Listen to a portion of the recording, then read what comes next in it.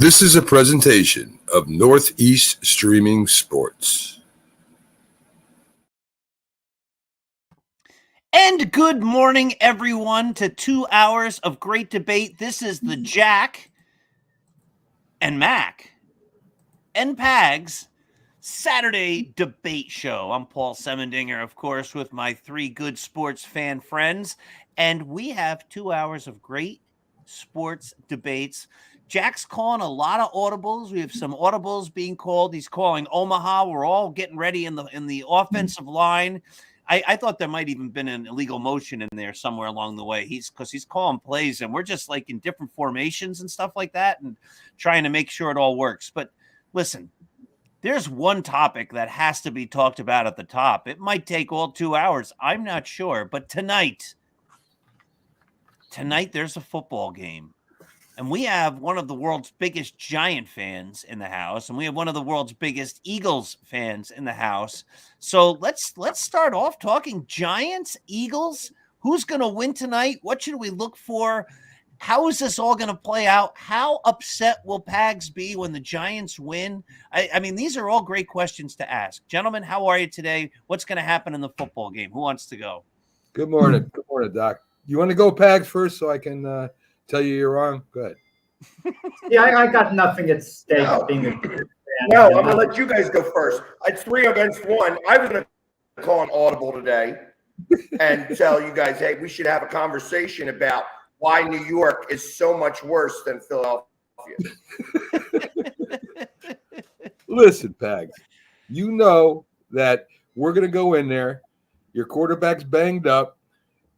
He may not even play. I bet he will, but he may not play. And if he does, he's going to be limited. Our defense is going to be fired up and all ready to go.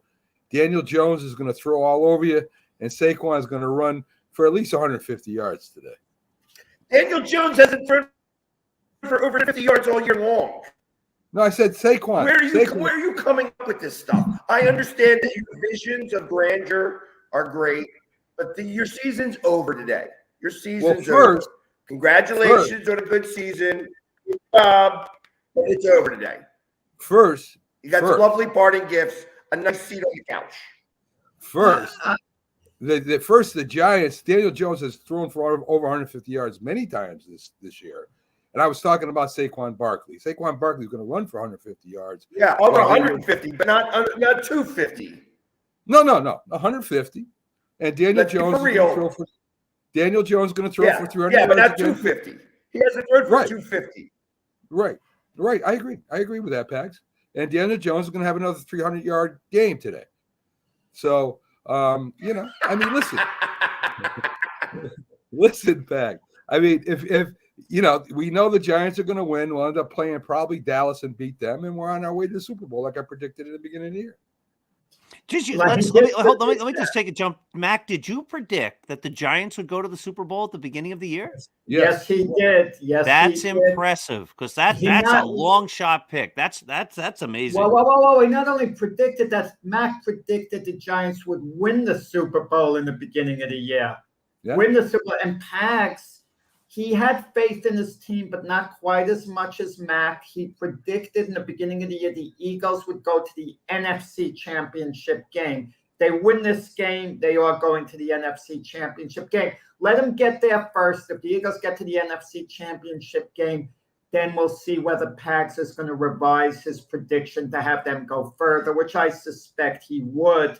But now they've got to beat the Giants. You know what this reminds me of, this game? And you especially, Doc, can relate to this, being not only a marathon runner, but a fan of marathon running.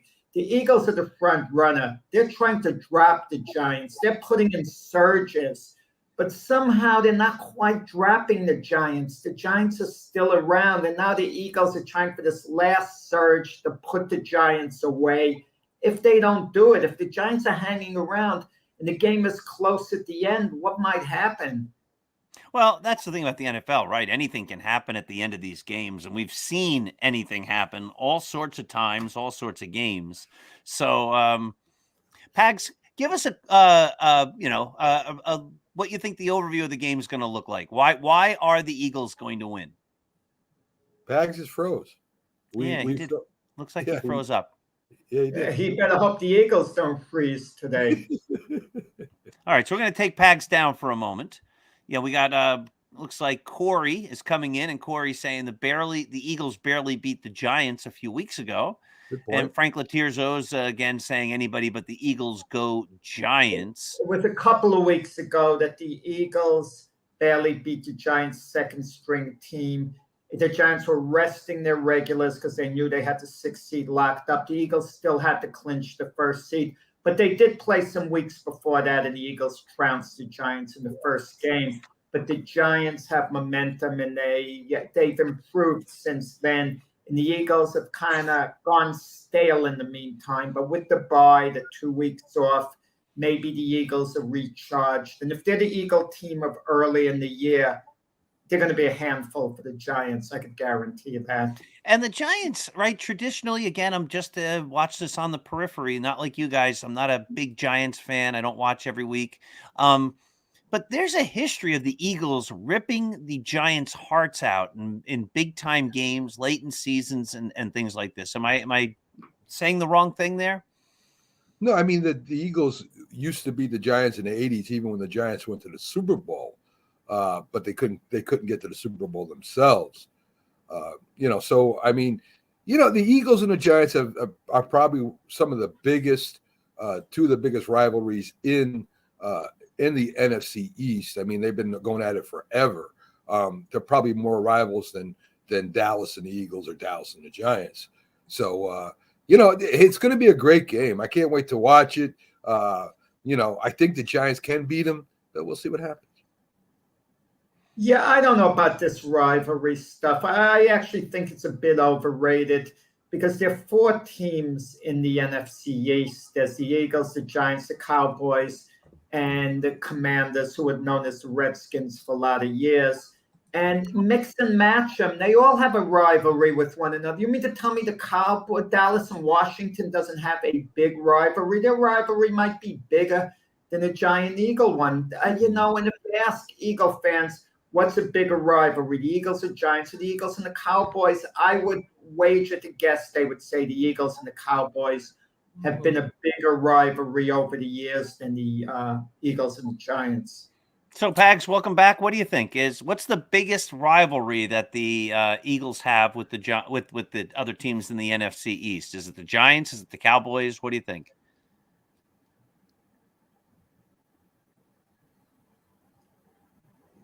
Well, I'll be honest. The Giants and Eagles has always been a big one. This is more made up from the fans themselves because they didn't like Dallas, but just it being so close in proximity, it's probably the biggest rivalry in all of football. And quite possibly in all of sports. Giants, Eagles? Giants, Eagles. Now, Pags. Come on, Pags. That's not the biggest rivalry in all of sports. Giants, Eagles. Yeah, of course. You're going to say whatever because you're a Jets fan and you're a hater. You're from New York. You just know boxing. That's okay. Everybody else in the world says it's Giants, Eagles, but you could say there's a world outside of Philadelphia. There's a world you can't but not a good one. Philadelphia. I mean, you get on the plane and you go somewhere. You go to Houston and you ask them about the Giant-Eagle rivalry. You will look up anybody who really likes to talk about football, and they're going to say the Giants-Eagles is the biggest rivalry in football and quite possibly in all of sports. But you could say whatever you want because you got a different opinion all the time. That's okay. It's all right. You're telling me it's a bigger rivalry than the Celtics and Lakers? Yep. Bigger rivalry than the Yankees and the Red Sox. Yep. Well, you're probably talking at this exact moment, not not over the decades. I think if you go by just normal people in general, they're going to say that the Giants and Eagles are a bigger rivalry than all of those other ones. Pags, I think if you go in the past of the NFL, they might say Pittsburgh and Dallas. They might say that was a bigger rivalry than the Giants. Yeah, that was a rivalry for like 3 minutes in the 70s. Come on. Right. In the 70s, it was a rivalry for 3 minutes, and that's it. Yeah. And Dallas lost each one of those. True, but they did come down to some very big plays for them. Mac, but you're going a little too far back. You're talking Pittsburgh and Dallas. There's no rivalry to anybody. That was the 1970s, Mac. Yeah, I know. That's Come what I on, said. that was but that's so long ago. I'm not talking historically the 1970s decade. It means nothing today. Pittsburgh and Dallas, there's no rivalry at all. All right, I just went online, and the Encyclopedia Britannica somehow has a list of the 10 greatest rivalries in sports. I'll count them down to you. I'll count them down to you real quick here.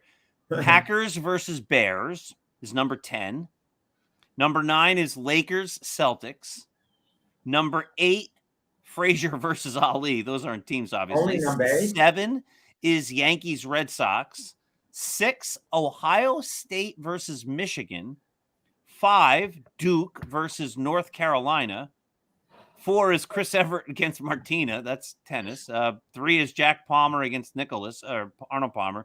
2 is Canada versus Russia in hockey. And it says the number 1 sports is something about New Zealand against South Africa or something. So that's not the greatest list ever. Let me look up another one. And one guy wrote that. He sat down, he wrote it, it got published. It's meaningless. He doesn't know what he's even writing about one guy because he gets published. You're able to Google it, you give it credibility. Come on. I'm just saying. That's the first thing that came up. That was Encyclopedia Britannica. That was the Encyclopedia Britannica. That's correct. Martina and Chrissy Everett, which was one-sided in Martina's favor, totally lopsided, is a greater rivalry than Ali and Frazier. The Celtics and Lakers in their heyday. I mean, it's absurd. Now, here's ESPN. This is the last somehow the 10 greatest rivalries in sports. ESPN. Number 10, Giants, Dodgers. Number 9, Redskins, Cowboys. Number 8, Auburn, Alabama. 7, Red Sox, Yankees. 6, Arnold Palmer against Nicholas. 5, the Maple Leafs against the Canadians. 4, and we've talked about this a lot on the show, Wilt Chamberlain against Bill Russell. Yeah. 3, North Carolina versus Duke. 2, Ollie Frazier. And number 1, Michigan, Ohio State. That's what ESPN wrote, at least some point that came up quickly. So nobody's saying again. So somebody who has no idea what the hell they're talking about. But nobody's saying Giants Eagles is the greatest rivalry in sports. We've got a couple people here jumping in here. Pickles Lebanon is saying that Raiders Chiefs are huge rivals. No, they're not great rivals now. But Pickles makes a good point. Raiders and Chiefs back in the day, with Lenny Dawson, Darryl LaMonica, when the Super Bowl was in its early stages, that was a great rivalry. Tremendous. We got Celtics Lakers. Yeah. How come Pickles is right? And I said Dallas and Pittsburgh a long time ago, and you said I'm wrong. Dallas and Pittsburgh on any type after 1980, when they last played in the Super Bowl, there's been no rivalry whatsoever. What I'm saying, Jack, what I'm saying is I gave an example of a rivalry in the past, and so did Pickles, and Pickles is right and I'm wrong. No. Let me explain why. Because at least they're playing on a regular basis. The Raiders and the Chiefs play twice a year because they're in the same conference. The Cowboys and Steelers only periodically play because they're not in the same conference. That's why you could say. All right, so here I have a real list. Going to a small degree at least. But Pittsburgh and the Cowboys don't even play. I have a real list.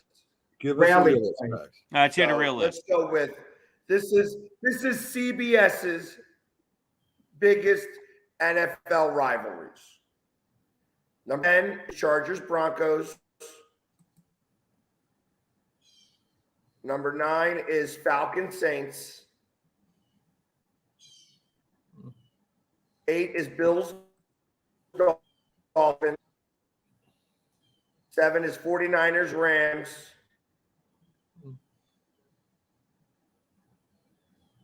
Takes a minute. 6 is Jets, Patriots.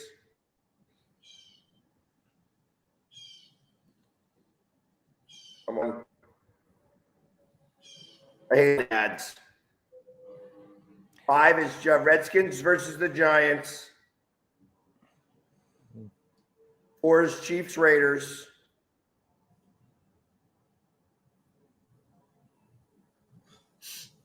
And is Ravens, Steelers. Yes, that was a good one. 2 is Cowboys, Eagles. Number 1. They got 1 is Packers, Bears. Let me say let me cut him. A rivalry's got to be competitive. If I'm a Patriot fan, I'm insulted by even calling the Jets a rival. In all fairness, and this is coming from a Jet fan, the Patriots have been so much better than the Jets for over 20 years. I mean, how do you call that a rivalry? I mean, I know the Jets upset them. I mean, didn't the Jets beat them in the playoffs a couple of times? They ended their playoffs a couple of times. But the Jets never wound up under the Super Bowl. The Patriots have been so head and shoulders above the Jets. It's not a rivalry when one is so much better than the other. Like I mentioned before, Martina Navratilova is so much better than Chrissy Everett. That wasn't a rivalry. I mean, not at all. I mean, she dominated Chrissy, in their primes. It wasn't even close. Even Arnold Palmer, Jack Nicklaus. I know people tried to make them into this great rivalry, but let's face it, Jack Nicholson was clearly the better player. Clearly, he'd always beat Arnold Palmer. Okay, I got a top 10 for you guys. All right, let's hear it. All right, so number 1, I think, is Frazier Ali. I think that's the greatest rivalry in sports history, period. I mean, the greatest fight of the century. 2, I got Giants Eagles. That's just because they've been rivals since they started playing. 3, Bears versus Green Bay. 4, Dallas versus the Redskins.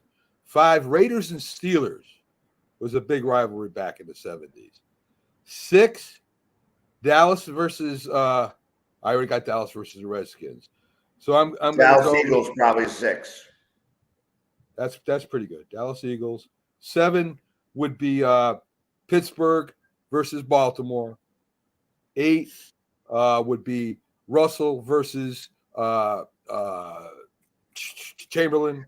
See, and you guys are dismissing a lot of other sports there. So I mean, obviously, what about Yankees, Red Sox in there? The that was going to be number 9 versus the Red Wings in the mix there from like old back in the day type stuff. You got to have the Yankees versus the Red Sox in there. I mean, these are big. Wait! I don't get this at all. Doc, you understand location where you're located, the field. The Giants, Eagles never approached the Red Sox, Yankees for a rivalry. With the players the Red Sox had and the Yankees had, Pedro, Schilling, Ramirez, Big Papi, and the Yankees and the feud that would be going down. Now that's a rivalry. The Giants, Eagles, I don't see anywhere close. That's because you're not a Giants fan and you don't pay attention, Jack. That's why you don't know. That's why you don't know. You're a Jets fan, and Jets fans have been crying forever. So you don't ever really have any idea on what a real rivalry is because your team stinks. All right, so I'm gonna just let Pags. He's very upset today. He's very not charged up today. Not at all. He's very charged up. Today means business. That's why you see I got the beanie on. Today is business day. We take care of business. We set the Giants on the couch. We beat them up again. We got the brooms out. We're ready to go. And excuse me, Pags, that's not happening. You know it's not happening. Giants. Okay, you know what? We'll see. Because right. I know you're going to be crying when I text you at 1:00 this morning saying, "Hey, enjoy your seats." We're gonna bet, Pags. If the Giants win, you come on and you say the Giants are the greatest team in football. If the Eagles win, I'll come on and say the Eagles are the greatest team in football. I'm not doing that. All right, then. Yeah, let's make a real bet. let's not go. Oh yeah, I'm going to come on and say that the Giants are the best team in football, which I know that they ain't, and that's not true. So I wouldn't say that. Let's do something for real. Let's do something for real. You know what I mean? Do you got, I don't know. Let me think about this. We got 2 hours to figure it out. All right. Whoa. Let me say this.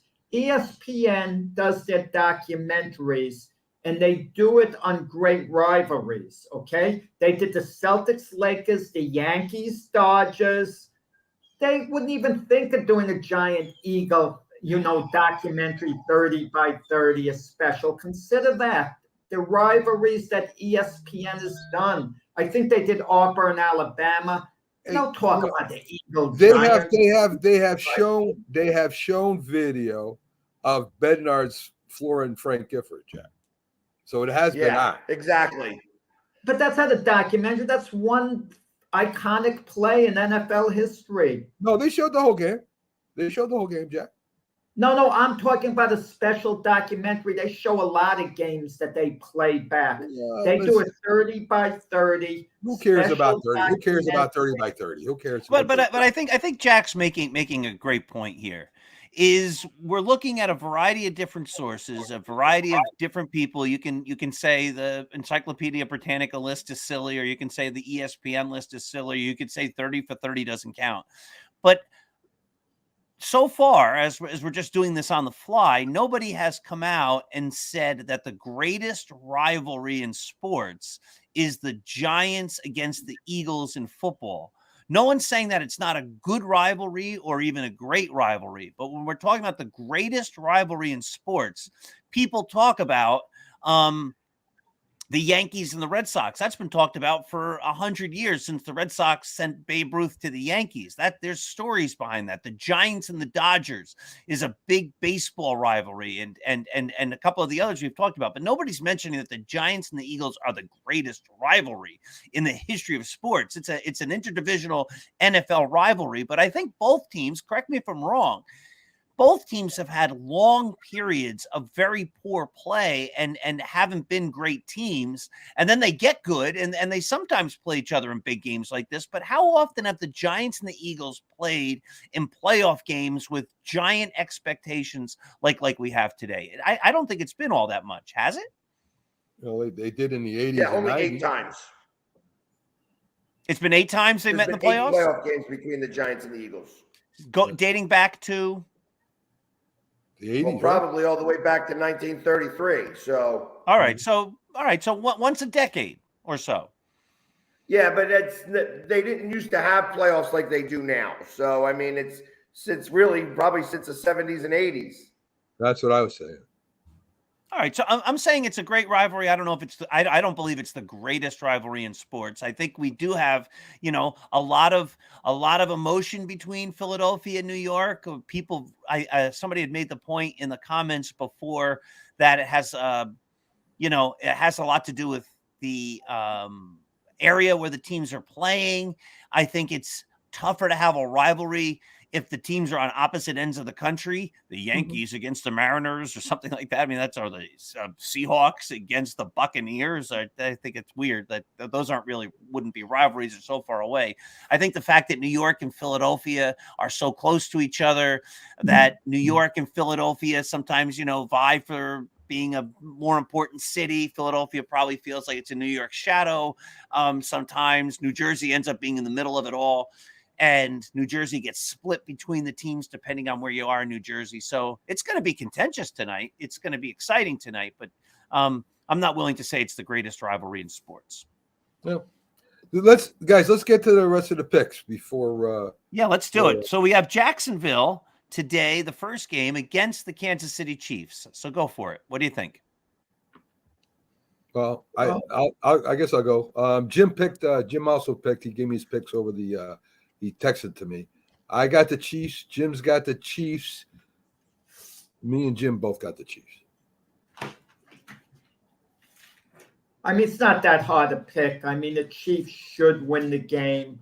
I mean, I can't see Jacksonville, if they fall behind against the Chiefs the way they did against the Chargers, waging that type of comeback. Not that I anticipate them falling that far behind early. And Jacksonville's playing with a lot of energy, but the Chiefs, especially having the bye, are really primed for this, and I would think that they're going to win this game handily. What do you think? I think it's going to be a lot closer than people think. And I would not be surprised if there's an upset. That being said, I think that the Chiefs win this game. I feel that if there's anybody who's going to be able to exploit weaknesses in coaching, it would be Doug Peterson versus Andy Reid. I think these guys know each other really well. And I think that it's going to come down to there's going to be some coaching situations that will occur in this game that will keep it very close. I think that Kansas City has had too many close games all year long. They haven't been able to blow any team out. And I don't expect they're going to blow out anybody tonight. And I think it could come down to a last drive where Kansas City's defense is going to have to step up. A question for you, Max. A question for you. Let's say the Eagles go to the Super Bowl and they lose to either Jacksonville or Kansas City. Now, Doug Peterson, the Jacksonville Jaguar coach, was the Eagle coach not long ago on their Super Bowl winning team. Andy Reid was coach of the Eagles for a lot of years, an iconic Eagle coach. How much would it hurt losing to a former Eagle coach who they basically fired? Be like losing to any other team. It wouldn't hurt just a little bit more to lose to Andy Reid, especially Doug. Not Peterson. me. It ain't going to hurt me. I mean, I guess it'll be another talking point, but it wouldn't hurt me. But I mean, it is what it is. You know what I mean? It's, life moves on. You know what I mean? It's not like we shouldn't have fired them because now they beat us in a Super Bowl. Come on. I mean, life moves on. Everybody's over it, and it's time for, if we were to play them in the Super Bowl, I feel like that would give us a touch of an advantage. Pags, do you feel that the Eagles are going to beat the spread by 1 million tonight? This is what Fred Burns is saying. It's a big win for the Eagles. And of course, Melissa sends out her love. Yeah. I think that I think that the Eagles, I got us winning by at least 10 points, 14 points. I got a 31-17. You're out of your mind. Okay. All right. Hold on. How did that first game go for you guys? How did the last game go for you guys? Yeah, when nobody played. When we had the most vanilla offense and you had your third stringers out there. Yeah, how about that first game? How about that first game? It's not first game. How about the last 30 games where you guys have only won 4? It is now the playoffs. 26-4 in the last 30 games. New season, we beat you like you are our little redheaded stepchild. I don't want to talk about the past. I don't want to talk about the past. How many Super Bowls? Because we're talking about the present. Let's talk about the past. We stomped you all over your field. You want to talk about the past? Let's talk about the past. Let's talk about the past if you want to talk about the past. 4 Super Bowls. How many you got, Pags?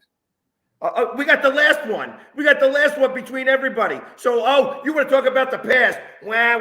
Who cares about that? We got the last one. When was the last time the Giants have been relevant?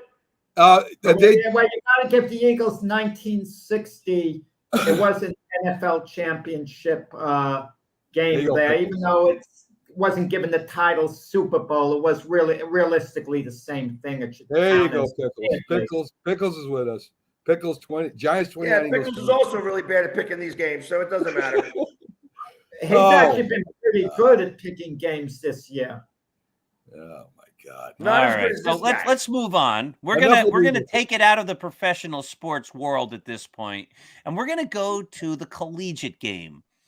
Jack brings up what's really an interesting question. I'll even answer it first and let you guys debate your thoughts, because I think my thoughts might be a little different anyway. But the question is this: what would be more important to a university, winning the Division I college football championship or winning it in basketball? Which is a great question.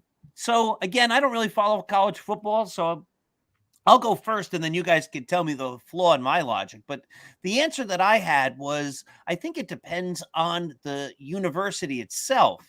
Like Alabama, if they don't win in football, but they win in basketball, I don't think that's going to excite them.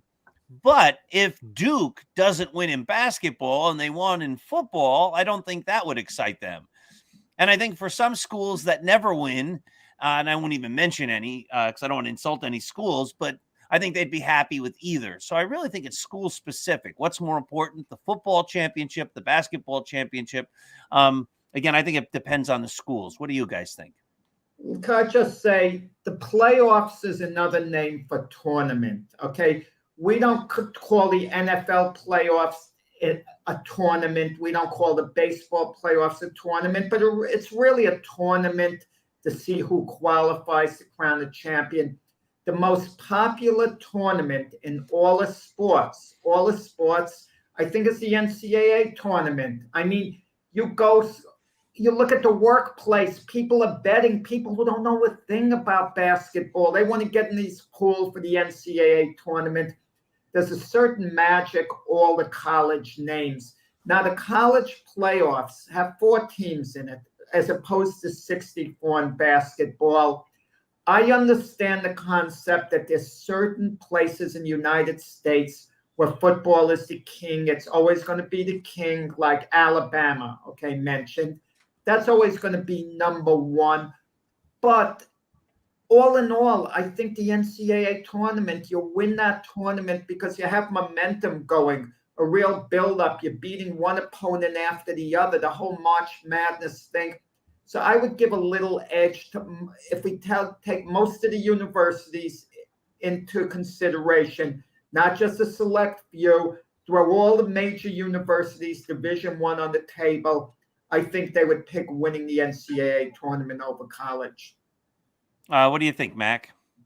Well, first, I don't think the March Madness is bigger than the NCAA championship playoffs. It's big, but I don't think it's that big.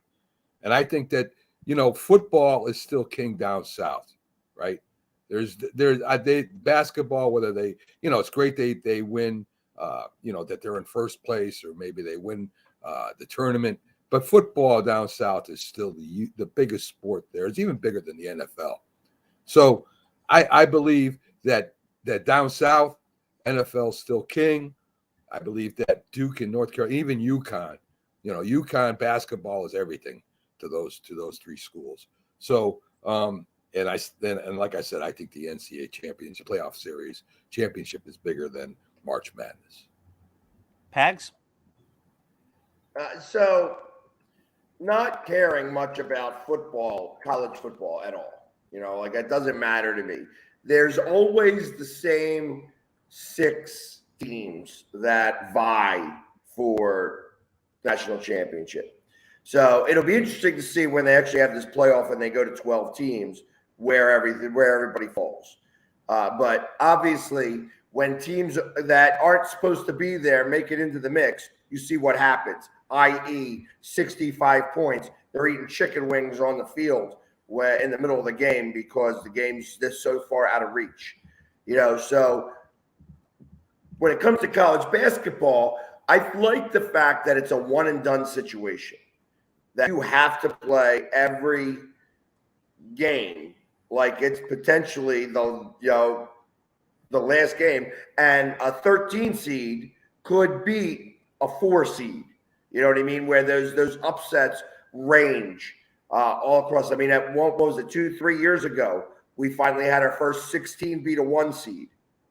So it's the ability for a team to come out of nowhere and win a national championship in basketball makes it a much greater tournament, where you have to root. If you're not Alabama or Ohio State or Michigan or Georgia, I mean, I guess on fringe you got Notre Dame, in college football. See, what you said, Doc, about, if Duke was to win it in basketball, that's a big deal. If they were to win it in football, that would be ridiculously amazing for them. Like, they wouldn't know how to celebrate that well enough. Correct, but I don't think they even think that. I don't think they build their program to win the the college football championship. I don't think it's on their radar. It's like, yeah, we have a football team, but we play. Right, But but the because basketball they can't team is what they compete. care about. They can't compete. They take the money that they get from football and they use those resources for basketball. Correct. That's how they do that, because in North Carolina, that's what reigns supreme. Basketball reigns supreme and not football. You have to go a little bit further south to go into Alabama or Georgia, where there are completely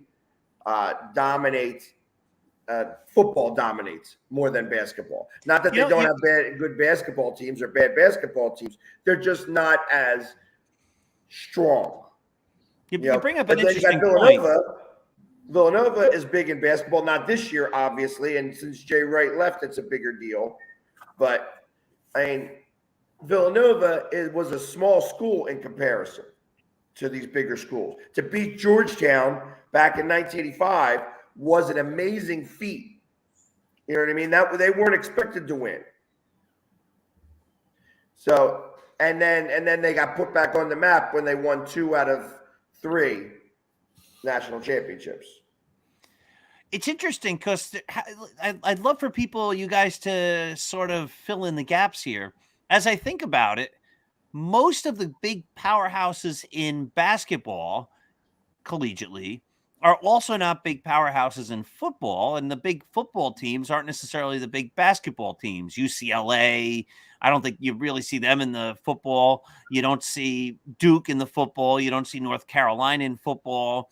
You don't see Alabama winning in basketball. You don't see Louisville or but that's Kentucky not true. winning Actually, in football. you do right? see it. You do see it, though. I mean, Alabama has a top 25 ranked team in basketball. You know, they're talking about moving. Is there a sport? Georgia was this week rated number 1 in the nation in basketball. Yeah. So what are the list of the schools that are big in both? Melissa's saying Michigan is big in both. Yeah. But it's interesting that it's there. I don't think there's a whole lot of schools. Ohio State. I think some of the Big Ten schools, like that's Ohio State, Michigan, they're pretty big. Both of those are perennials in terms of getting into the top 25.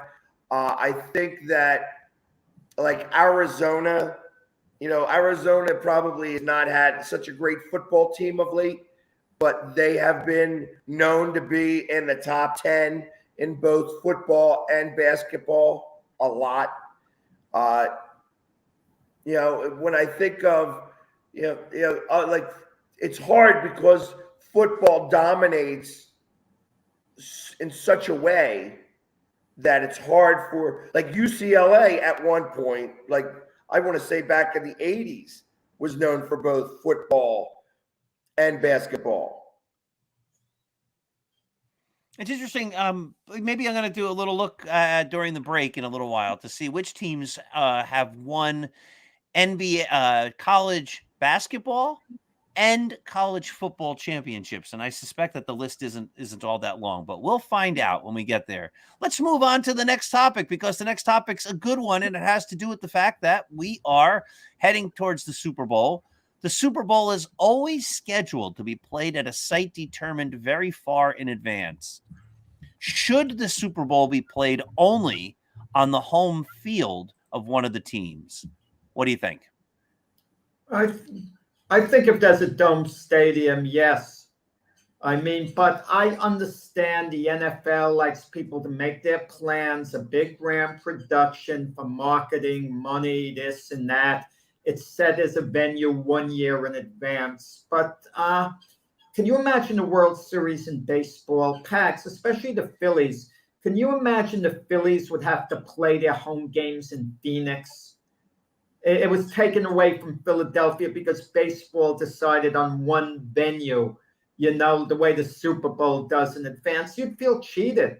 The Philly fans would feel cheated. Let's be honest about it, okay? But somehow in football, we accepted the Eagles. If they make the Super Bowl, they can go to Arizona. Why is that okay, but it's not okay for baseball? Can you imagine the Philadelphia Flyers have to play, somewhere else. They can't play their home games in Philadelphia if they're in the Stanley Cup Finals, or the 76ers have to play in LA, their home games. I mean, it's somehow unfair to those fans that they can't back their team. They can't have a home crowd. It really should be the team with the best record, of the two who get to the Super Bowl, get that game. But I understand why the NFL is doing it, for the marketing, the money. People can make their plans because it's a big extravaganza. It's entertainment and it's money, but it's still not fair. Yeah, the difference you're talking about is you're talking about a series in comparison to a single game, and that's the biggest difference in the mix. You cannot compare the two. So if it was a one game, like a game 7, being held at a neutral field, that would be kind of interesting. That hey, if we make it to a game 7 instead of going home or to each other's home, we have that in a neutral field. But short of that, I mean, I think that everything else being a series, you'd have to have. That's why you have the home field advantage and such like that. When it comes to football, because you don't play every team and you don't have every situation like that, they have the one game playoff. So that should be in a neutral field, and I can appreciate that. I think the weather also has a lot to do with it. You don't want to have your big spectacle for the year. I mean, they had it in New York a couple of years ago in the Meadowlands or whatever, but and the weather was fine. But there's always the weather that it could snow, could be no travel possible, and it just is a safer bet if you're going to have your one big game to have it somewhere where you're pretty certain that that's not going to happen, right? I agree with that, but it's still not fair. My point is I would have it on a neutral field because of those factors. I certainly wouldn't want it in Green Bay. Could you imagine a Lambeau Field 4 degrees? I mean, have people come for the Super Bowl, come hours before the game and sit through that. So I agree with the way they're doing it, but is it really fair? How about this? I just thought of this as you guys were talking. You were mentioning the one game. Pags was mentioning that it's a series. They just made me the NFL commissioner, and they said I could do anything I want. I'm going to give you a proposal, and you guys could tell me if it's a terrible proposal or if it's a great proposal. You ready? The Super Bowl becomes a 3-game series, 3 consecutive Sundays. The first Sunday, it's in the one team stadium. The next Sunday, it's in the other team stadium. And the third Sunday, it's at a neutral site. What do you think? What happens if one team wins 2 games? Well, then there is none. Right. Then there is none. It would lose its luster if it's not one and done in football. You can't do 2 out of 3. It wouldn't be the Super Bowl. It's a national holiday the way it is now. People have parties. People who don't know a thing about football, they have Super Bowl parties, Super Bowl events. It's on the social calendar where people go out. And I mean, it's kind of like American tradition now. All right. So if you're a team like the Green Bay Packers, and we've seen them lose a bunch of big games against the Giants a number of years ago when the Giants won the Super Bowl. Like, we are the team that wins in the ice and the cold, and we like having our home games in the playoffs in the ice and the cold, and then you have the warm weather team come in and then they lose. Doesn't always happen that way. Is that type of team at a disadvantage when they then have to go play like in an artificial environment, like an indoor stadium? Well, I will say this. If you take Eagle fans out of Philadelphia, I don't think they're going to be as bold and as tough acting, okay? They're like that way within their own element in Philadelphia, in their own turf. Yeah, they're somewhat tough. There he is, talking again about stuff he knows nothing about. Talking about what he knows nothing about. Eagles fans travel probably just as well, if not better, than every other fan base out there. We travel everywhere super strong. Everywhere. We take over stadiums all the time.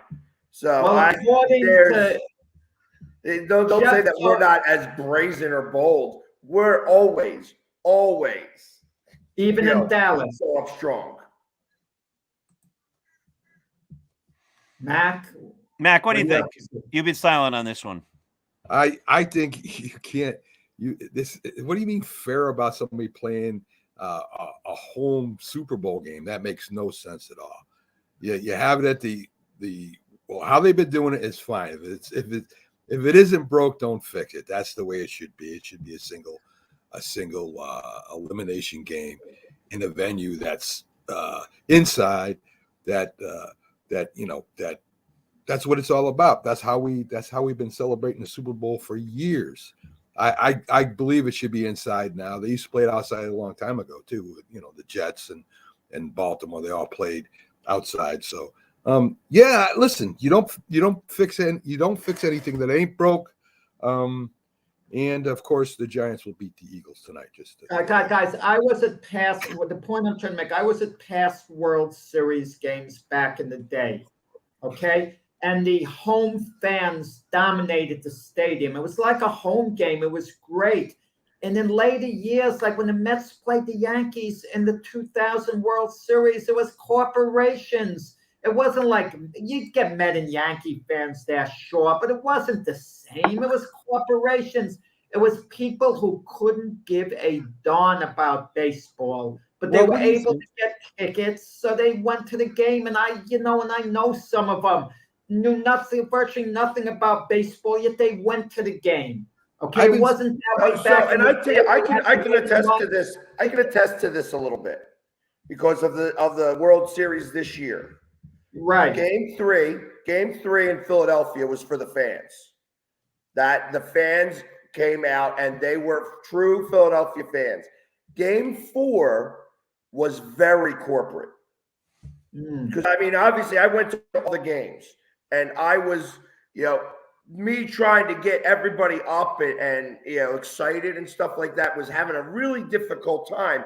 And this is a World Series. This isn't, like going from game 3 where everything was going crazy to game 4 where I couldn't generate excitement.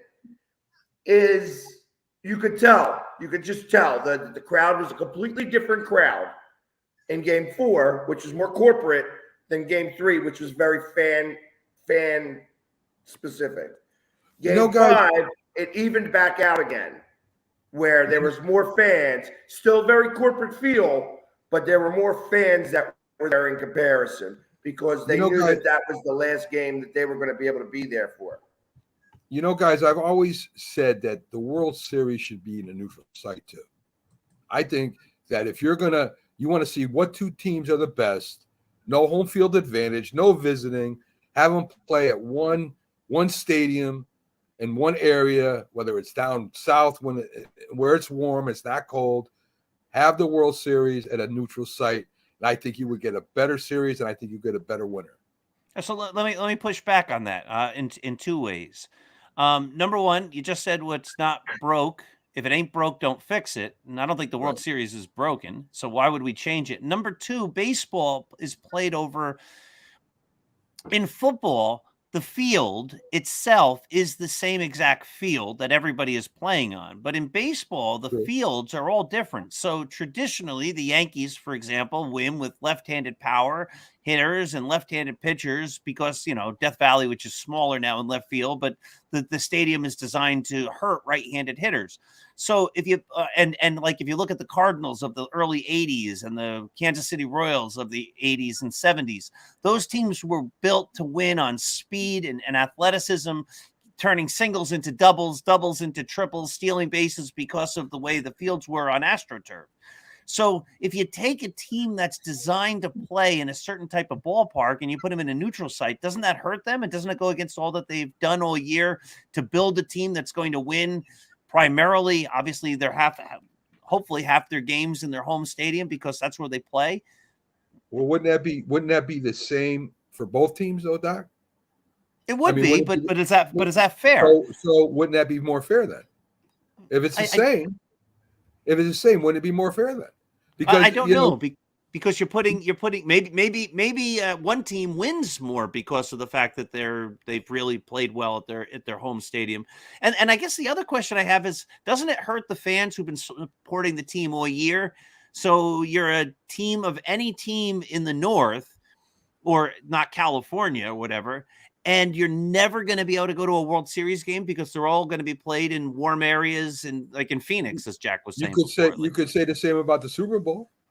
I know. I think that's what Jack was bringing that up. Like, isn't it unfair to the fans that they never get a chance to have a Super Bowl? So if you're the Tampa Bay Buccaneers, you could have a Super Bowl at home, but if you're the Green Bay Packers you can't. Is that right? Didn't they just recently? Didn't a team recently have a Super Bowl? And I think they did. Yeah. So is that fair? Both Tampa Bay and Los Angeles both had home Super Bowls. Not that LA deserved a home Super Bowl because LA, they had tens of fans out in the streets after they won. So is that fair? Is that fair to the other teams? I don't think so. Well, I don't think it mattered. Interestingly enough, in LA, it didn't matter because they don't have any fans out there. There's nobody that cares about football in LA. It's like Miami trying to have a home Super Bowl. They don't even have home games half the time because everybody comes to Miami and takes over that stadium. So the same thing with like Vegas. Vegas itself is also not really ever going to have the home field advantage like they did in Oakland. I don't know about Miami. I was recently at the Pack Delta game on Christmas Day, and it seemed half and half. That's what I'm getting at. Do you think it'll be half and half today at the Eagles game? Now, I'll tell you. The Giants have Carl Banks bought like 4 rows in a section in one spot and 4 rows in a section in another spot. There's going to be some Giants fans there, and they're going to have certain protections so that it's not going to get crazy. I don't want to see people getting beat up. I don't want to see that happening in the stands. Ultimately, there's going to be some Giants fans, but not a lot, because Giants fans are afraid. They're afraid to come to Philly. Now I'm going to be for instance, later today I'm going to be meeting with Joe, license plate guy. I'm friends with Joe. Well, he's a great Giants fan and a great football fan in general. And there's, it's all love between him and I, just like it's love between Mac and I. All the talking that we can go back and forth. We don't play in the game. You know what I mean? Right. This game's not going to be determined by anything that we do. That being said, it's to have the banter and it's fun to do all that. Sure. But truth of the matter is that the Eagles fans will go up to MetLife Stadium and have tens of thousands of people in MetLife. They don't do that down here. Now, the other way around, Mets fans will come and have a very big presence in Citizens Bank Park every time the Mets play. They'll have 5,000 to 10,000 fans come down, but not the Giants and not many teams in Philadelphia. That when you come to Philly, there's not many teams that represent, for a couple of reasons. One, they're afraid. And 2, Eagles fans control the stadium. So you don't have that many tickets that go for sale. All right. Interesting stuff. Do we have time for one more? Do we want to give everybody's voice a little break and go to the commercials right now? You're running it, Doc. All right. I think we're going to let everything calm down nicely here, my friends, and we'll take a little break. We're going to talk about the number 12 when we come back. We might do a little baseball talk as well. Let me get those commercials ready to go. We'll be back in about 2 or 3 or 4 minutes. And we have another hour or so of great sports discussion coming right at you. So here's our commercial break. I mean, you can see right now, without LeBron, Lakers are struggling. Let me tell you about a team I hate, all right? I know the Dallas Cowboy fan is here, so I had to make sure he knew how much I hate this Oh, team. I'm ready. I've often said that the people who run baseball, they try very hard to ruin it. I'm from Brooklyn. I don't have a problem saying it to his face. Oh, I'm from Brooklyn. Hey, get us an each.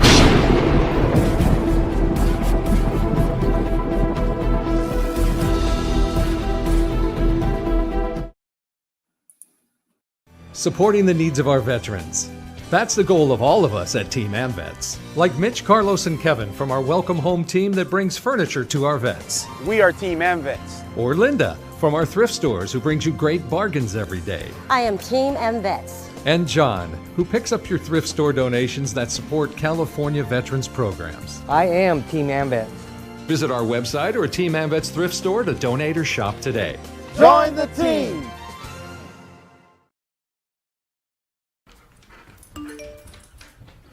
Trisha's having a sleepover tonight. Can I go?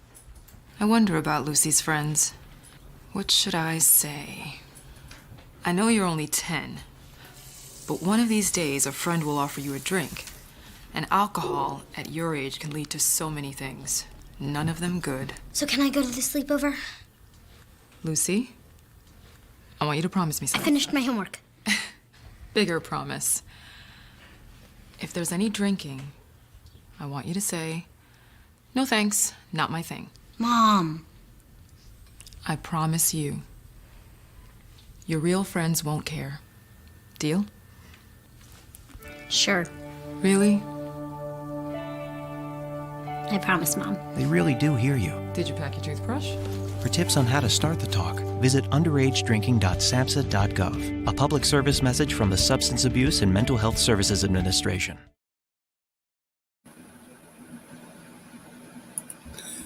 This is a presentation of Northeast Streaming Sports. My baloney has a first name, it's O-S-C-A-R. My baloney has a second name, it's M-A-Y-E-R. Oh, I love to eat it every day. And if you ask me why, I'll say, 'cause Oscar Mayer has a way with B-O-L-O-G-N-A. Oscar Mayer, the first name in Bologna. How's that? You know, one of the best things about being an ex-big leaguer is getting freebies to the game. Call the front office, bingo. And once these fans recognize me, I probably won't even have to pay for my light beer from Miller. Down it, I love them. These fans know I drink light because it's less filling and it tastes great.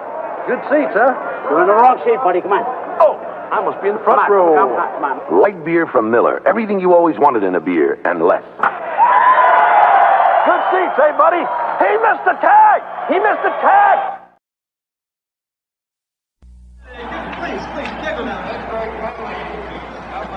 Mr. Green? Mr. Green? Yeah. You need any help? I just want you to know, I think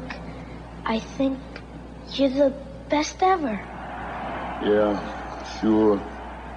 Want my Coke? It's okay, you can have it. No.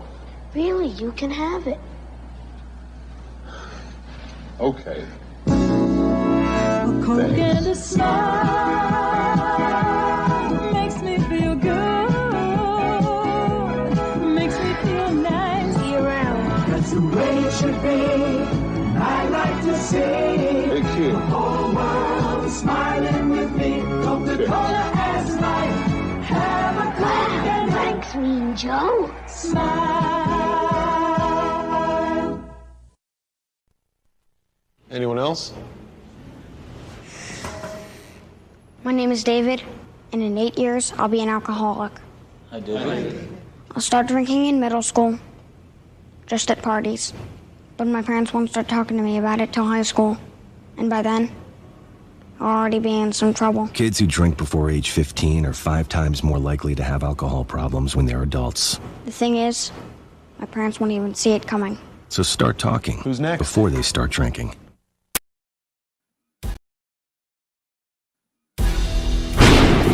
I mean, you can see right now, without LeBron, Lakers are struggling.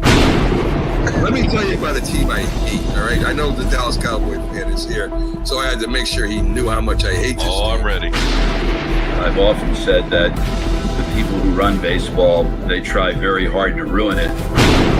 I'm from Brooklyn. I don't have a problem saying it to his face. Oh, I'm from Brooklyn. Hey, get any.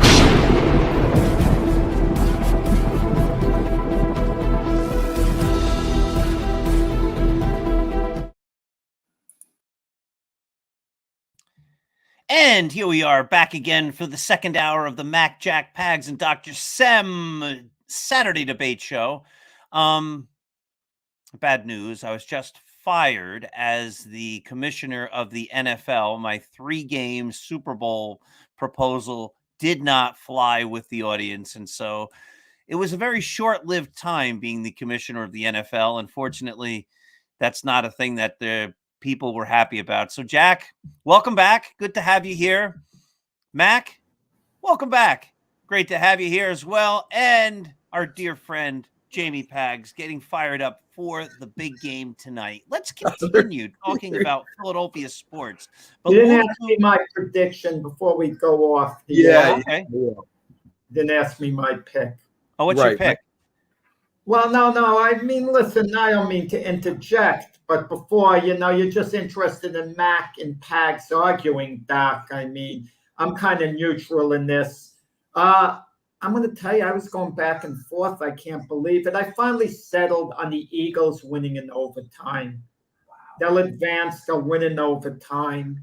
One of those games, one of those thrillers. But I think it might take something out of the Eagles going forward for next week. Who do you see winning the other game tomorrow, Jack? Well, that we're saving for the football show when we do. Right. But the other. So let me just ask it this way then. Do you see the winner of tomorrow's game with the Cowboys against the 49ers being a reasonable or a tough opponent for the Eagles next week after they beat the Giants today? Very tough. I don't think the Eagles are really in good form right now. They've got to regain what they had. They haven't been good the last few weeks. This is a bye that they badly needed. They badly needed the bye to regroup. We don't know what Jalen Hurts is going to bring to the table with his shoulder and all.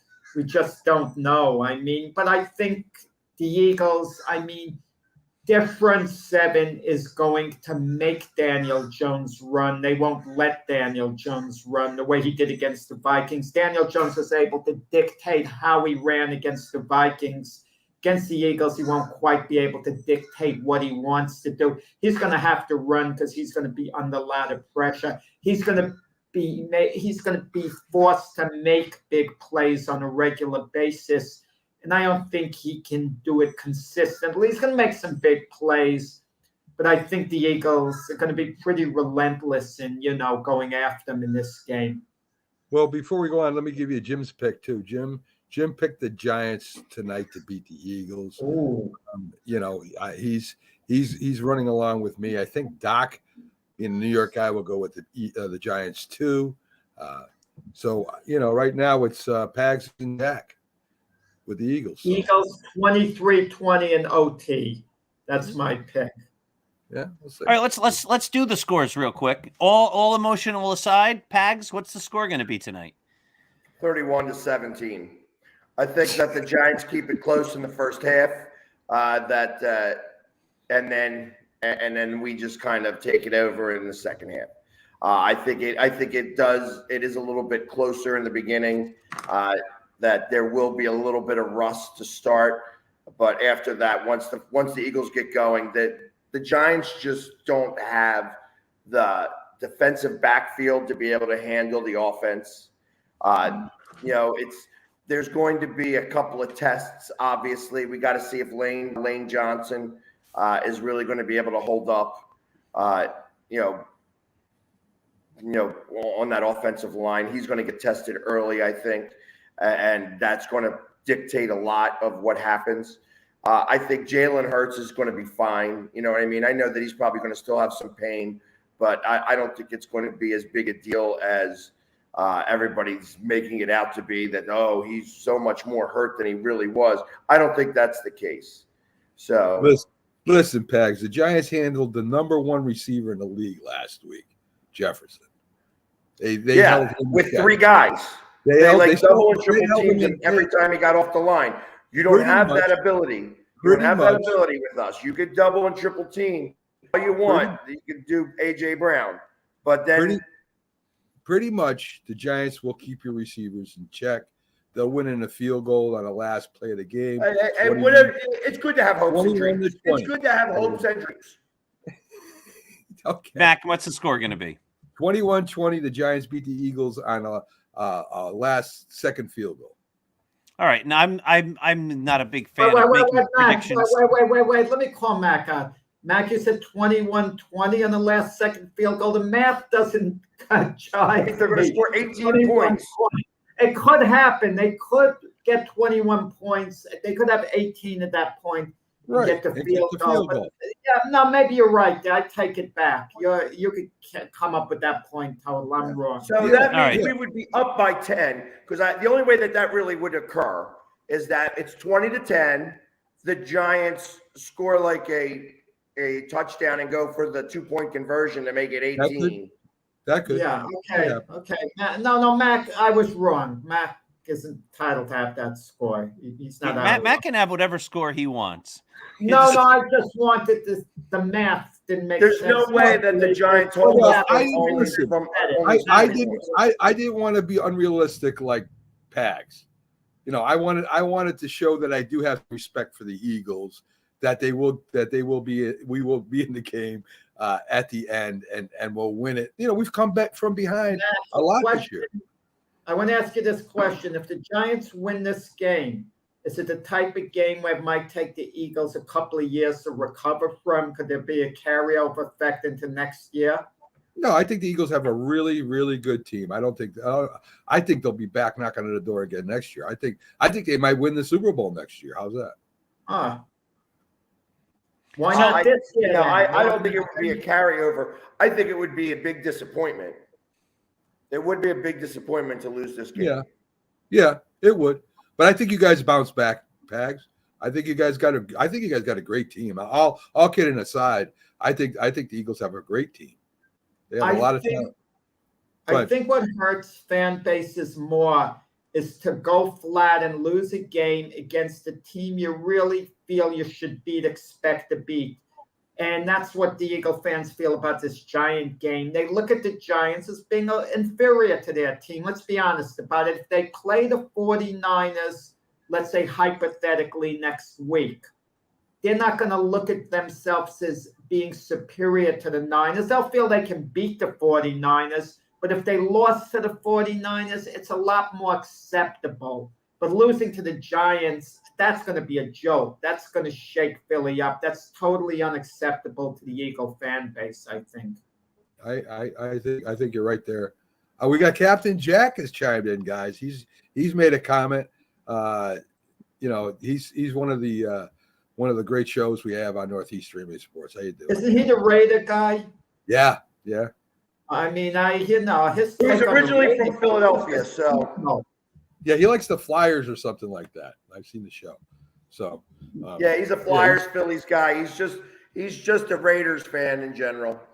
Yeah, everyone's trying to pass off Derek Carr on my Jets, saying he should be the next quarterback. I don't want him as the next quarterback. There's a reason the Raiders, moving on from him. Yeah. But boy, oh boy, Jack, was that a good segue, because the next question comes on a comment that Joe Namath made this week on sports radio, I believe, where he said he wouldn't mind having his number 12 unretired. It's a topic I brought up a couple of weeks ago. The Jets need a quarterback. There's no doubt about that. And there are going to be potentially 2 great quarterbacks who each wear number 12, who in theory, at least, could be available. You could get Aaron Rodgers or you could get Tom Brady, assuming either would want to come. And that's really not the discussion, or the Jets would be willing to pay them. And that's really not the discussion.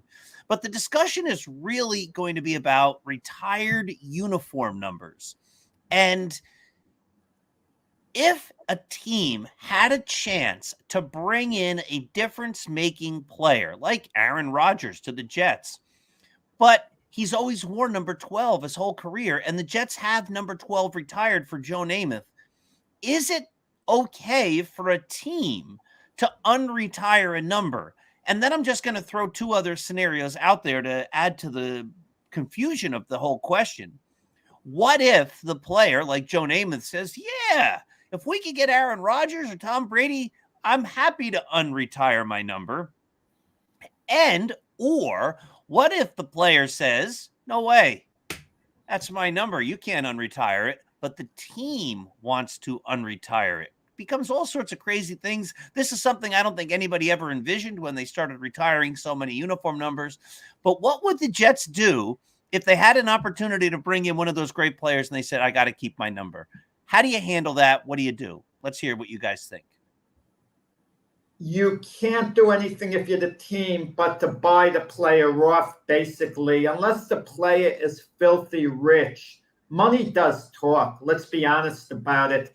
And a team who's paying an iconic present player millions and millions and millions is going to have a couple of more millions to pass on to the player who's retired, who's iconic.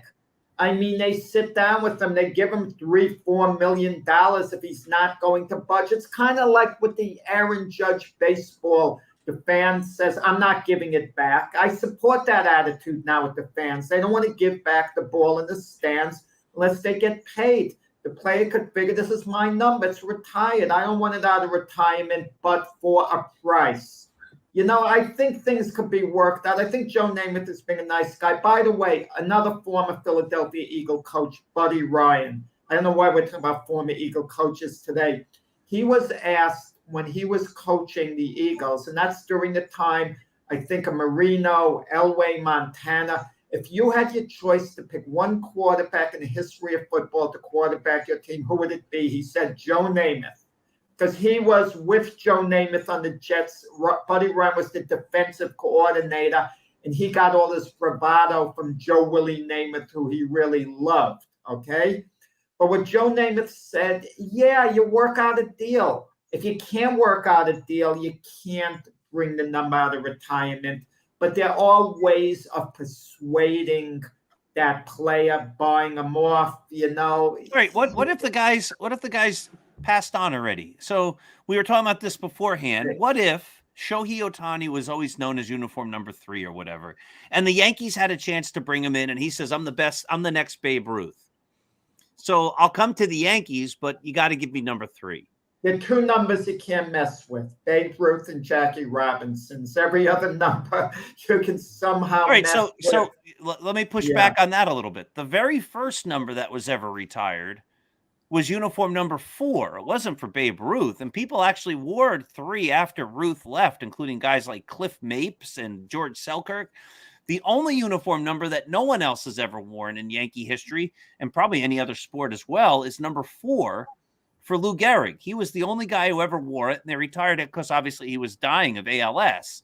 Boy, I would think that'd be a hard number to ever unretire. How do you unretire that? You put about a dozen 4s on the guy's back, you know, all over his uniform. It's like Babe Ruth, a bunch of 3s all over the place. There are ways to get around it. There's ways to convince the incoming player. Like Aaron Rodgers, he got 12, 12, 12, 12, 4 corners of 12s. I mean, there are ways, unless the rules say you can't do that. Yeah, how would you give a guy 2 different numbers? How do you go 12, 12? Well, that'll be his number. Call it 12 million and 12,000 and whatever. So it's 1, 2, 1, 2? Like, yeah, 1,000. Yeah, I mean, but have the 12s separated, not apart. 1,212. I don't know. But listen, you're not going to get an iconic player over a uniform. The only difference, the Babe and Jackie Robinson, the public relations would be so bad. But everyone else, you can manage something. Listen, players come out of retirement all the time, right? Numbers come out all the time. It's ridiculous, all these numbers that have been retired. Let me ask you guys this. If you were a player and your number was retired, would you want it to be retired for good? Wouldn't you want to have a say who wore it?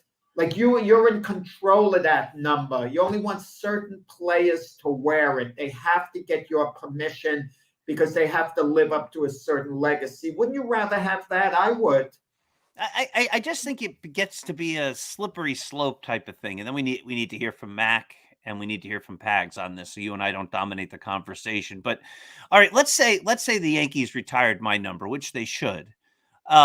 Which they actually did, because I'm always uniform number 2, but that's a whole different story. And then I decide, hey, yeah, I'll let it come out of retirement because I really want player X. I don't want to say anybody in particular because I don't want to besmirch somebody, but yeah, player X is great and the Yankees are going to get him. Unretire my number. And then I find out that player X did something that I wasn't proud of, or that he shouldn't be proud of. He did something illegal or immoral, or he was a steroid guy or whatever. Do I then say, oh, I changed my mind, now you can't have my number because it was my number? Because it's now not my number because I took it out of retirement. I don't think the player should have much of a say at all and something like that, because it becomes really a slippery slope. Like, you can have it this year, you can't have it next year. Kind of silly, right? Once it's retired, it's retired. What do you guys think? What do you think, Mac?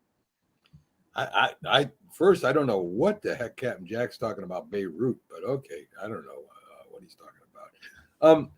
Listen, I don't know if it's up to the player to bring it out of retirement or not to begin with. I think that's the team's decision whether they bring a jersey out of retirement or not. I don't care how great Ohtani is. He's not Babe Ruth. Historically, he's not Babe Ruth. And you should never retire Babe Ruth's number. Should never retire any of these great people's number. I don't care if Tom Brady's coming to the Jets or not. Who cares? Which he's not gonna. But if he did, who cares? Tom Brady, personally, I don't like Tom Brady the way he berates players anyway. But no, don't. Why would you want to retire anybody's jersey? I mean, it makes no sense to me at all. I know players have okayed it as long as you pay them, like you guys have said. I've seen punters do it and stuff like that. But I think it's just a bad idea, guys. What do you think, Pags? I think that retiring numbers is like antiquated. First off, I think of the Yankees, or I think of the Cowboys, who've had all these numbers retired. The problem is that you're running out of numbers. So it's now that means somebody who's a great player is going to be number 62 because he can't wear the number 2, can't wear the number 4, can't wear number 3 or number 1, number 5. It's so ridiculous. The Cowboys do things a little differently. Like Michael Irvin's number is retired, but people still wear his number. And he says, I like the fact that people still wear my number because when he does something great, it's like, hey, that's Irving-like. When they do something bad, it's like, hey, he's not like anything like Irving. It keeps him relevant, actually. And I feel that that's how things should be. When you retire the number, you're retiring the person, really. It's like you're honoring that guy. So when somebody's wearing that jersey out there, you're still honoring that guy. I understand that, in the Eagles, nobody will ever wear number 99 and nobody will ever wear number 12. It's like number 12 is going to always be for Randall Cunningham and 99 is always going to be Jerome Brown. But it's a shame, because if we wanted to have, Watt come in, J.J. Watt come in, and he wore 99 all his career, we're gonna make him switch. No, I think that you honor the player by allowing a great player to wear his number because you remember him more. You begin to think and feel for what that player was when you see him back out there on the field again, when you see that number back out there on the field again. And I don't think want that person to live up to to walk in the shoes of the player that you retired. I think if J.J. Watt is wearing 99, they don't even mention Jerome Brown. I think Reggie White's number has been retired. I don't see anybody in the league with Reggie White's number. I don't see number 92 anywhere. Unless you guys know something I don't see his number. worn by any team. Thibodeau wear number 92. Who? What? Thibodeau of the Giants. Thibodeau. How does Thibodeau? Thibodeau wears number 5. He wears number 5. Thibodeau wears number 5 packs. Number 5, yeah. I don't get Randall Cunningham. You mean to tell me his number's retired? I didn't know that. It's not. It's one of those unspoken. Nobody wears number 12. No. I mean, Randall Cunningham. I know at his peak was outstanding. I understand that, but he's not an iconic Eagle quarterback. No. Not anymore. So than Ryan Jaworski. Again, you're talking about things you know nothing about. Pags, Nobody's ever worn number 12 since him. Tom Brady has. So has Aaron Rodgers. We're not talking about other teams. I'm talking about the Eagles. You know, we're talking about entire numbers for the team. We're not talking about Jackie Robinson. We're not talking about Bill Russell. We're not talking about numbers that are retired across the sport. You said that nobody wears number 12. That's what you said. No, he meant for the Eagles. Okay, all right. Okay. So Pags, let me just ask you this, because again, I'm naive here and uneducated, but you said that nobody will wear Randall Cunningham's jersey, and I think Jack was pushing back on this too. So he's never, did he ever win a Super Bowl? No. So just for the sake of my own understanding, why is Randall Cunningham held in such high regard over the many of the other great quarterbacks that the Philadelphia Eagles have had? Well, I mean, when you think about iconic quarterbacks, there hasn't been many that the Philadelphia Eagles have had. So, I mean, that's probably first and foremost. You have, obviously McNabb was good. You know what I mean? There's Nick Foles won a Super Bowl. He's not really iconic. You have Jaws, but he lost the Super Bowl. There's Randall Cunningham has been iconic. He changed the way the quarterback position was actually looked at by a lot of people. So it's because he was more of a running quarterback. Say again? He was more of a running quarterback. He's a running quarterback. He was probably the first new age style quarterback. Jalen Hurts and Lamar Jackson. No. Michael Vick. No. It was Cunningham that paved the way for those quarterbacks to happen that way. No, he didn't. Fran Tarkenton paved the way for running quarterbacks, Pags. Okay. All right. That's so ridiculous what you're saying. That's so ridiculous. No, it's not. There you go. Captain Jack is right. Norm Van Brocklin is a yeah, of course, Norm Van Brocklin. But now we're talking back in the 1940s. You know who Cunningham is? I'm going to compare him to a modern-day quarterback, Lamar Jackson. He's about the same quality, same level. I can't imagine the Ravens retiring Lamar Jackson's number. I think he's more like Justin Fields. How's that? I think Cunningham's more like Justin Fields. Justin much Fields better arm than both of those guys. Fields is Randall Cunningham could throw it 80 yards on the field. Not only that, could also punt 90 yards. Yeah, I don't know. He didn't pave the way though, Pags. He didn't pave the way. Tarkenton did. Okay. Tarkenton. All right. I don't know what I'm talking about at all. Then I'm just saying. Have you ever what you could say Fran Tarkenton? Nobody remembers. The only thing I know about Fran Tarkenton is Fran Tarkenton is a Hall of Famer, Pags. Fran Tarkenton is a Hall of Famer. What are you talking about? He went to four. He scrambled around a little bit. That's okay. Yeah, but he was not. Let me defend Pags here, Mac. There's a difference between Fran Tarkenton and Randall Cunningham. Randall Cunningham was dangerous as a runner to pick up yardage. Fran Tarkenton was a scrambler. He wouldn't run to pick up yardage so much. He would buy time by scrambling, tiring out the opposition, and then hitting a pass downfield. There was a difference in style, I think. Jack, he was one of the leading rushing quarterbacks of all time at one time.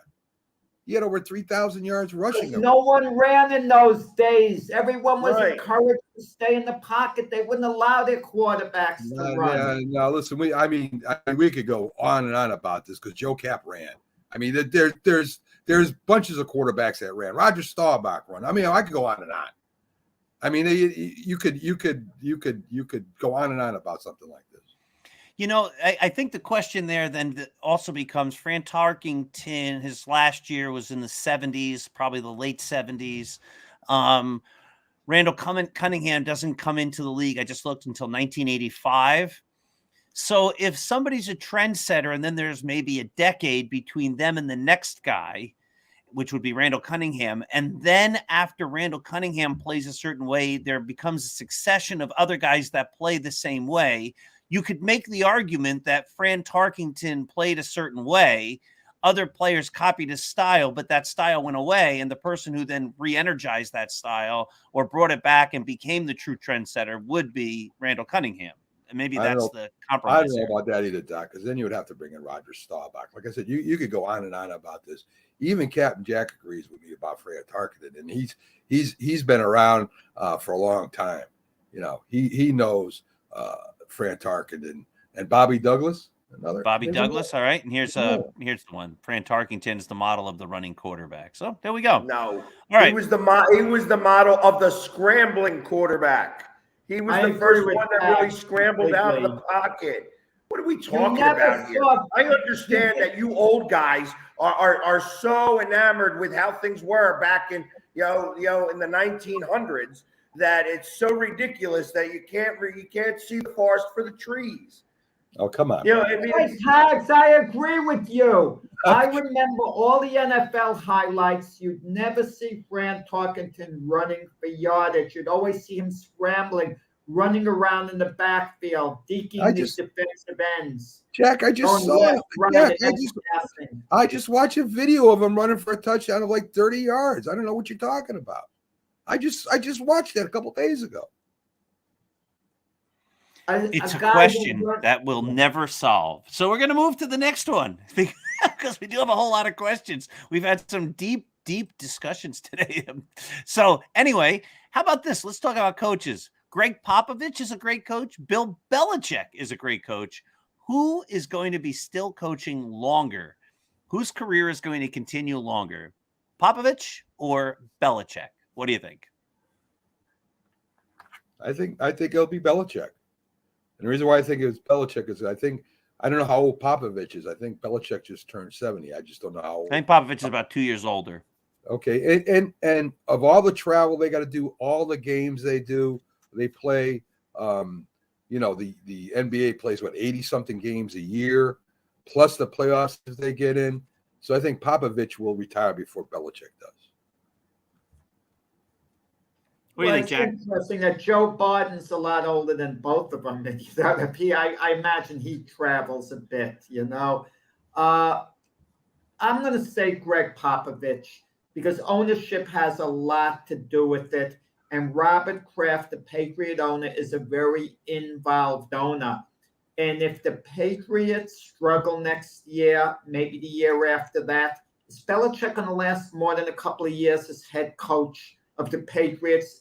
Does Belichick have a gold card that he could go on indefinitely? Now, San Antonio is losing this year. They have a poor team. They're rebuilding. They're past their glory days where they won 5 NBA championships under Popovich by having, great players led by Tim Duncan and several others, of course. I just feel it's less pressure in San Antonio.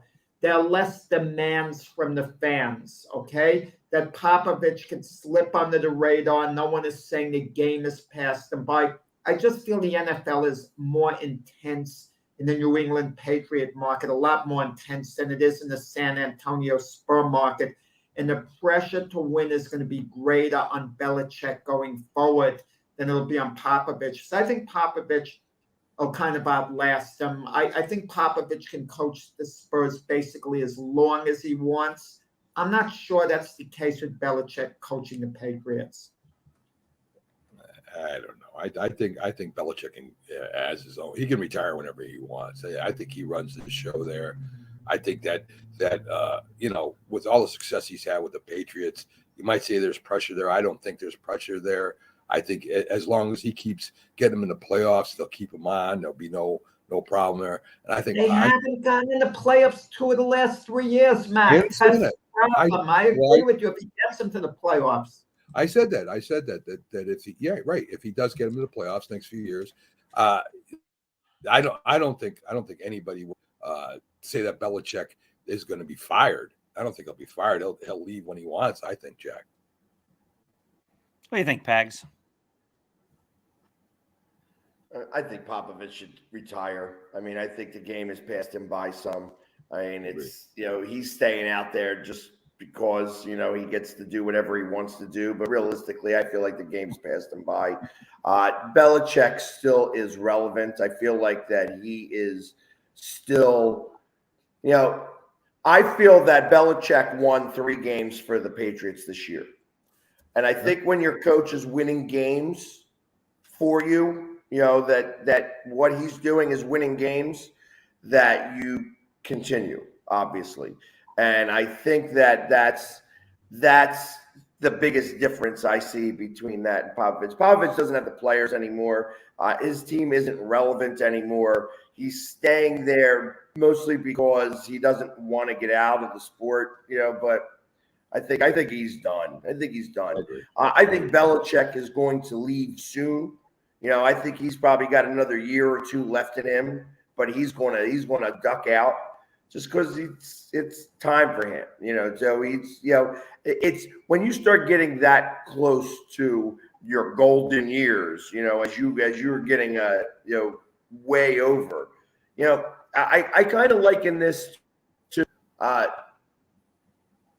Penn State's coach, for forever, Paterno.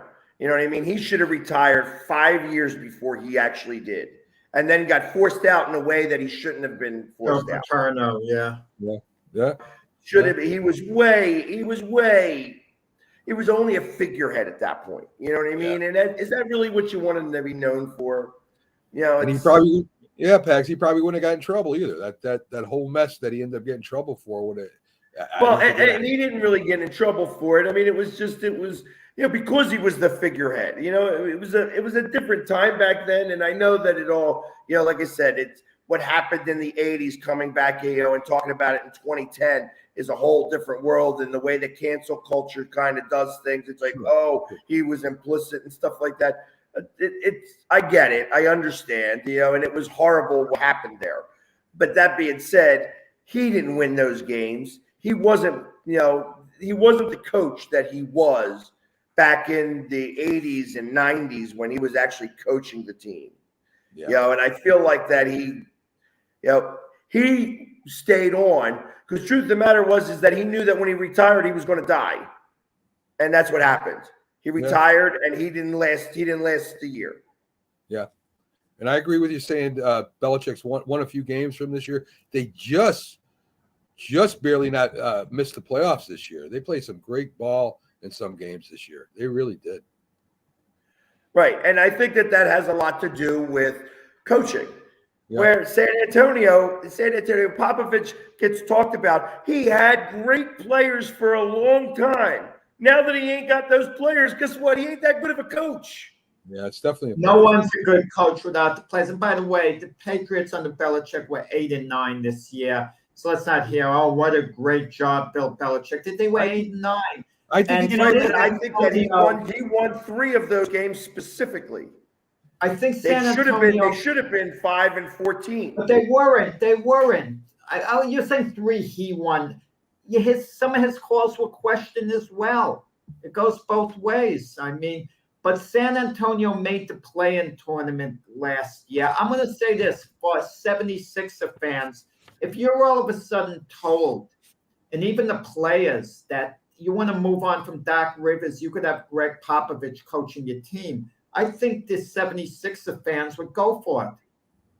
I don't know about that. I wouldn't. I'm not interested in having Greg Popovich. We had the next Greg Popovich for a long time, and we watched exactly what he did, which was not win a lot, and that was Brown. Brown was terrible as a coach, and even worse as a GM. But because he won under Popovich, that was his claim to fame.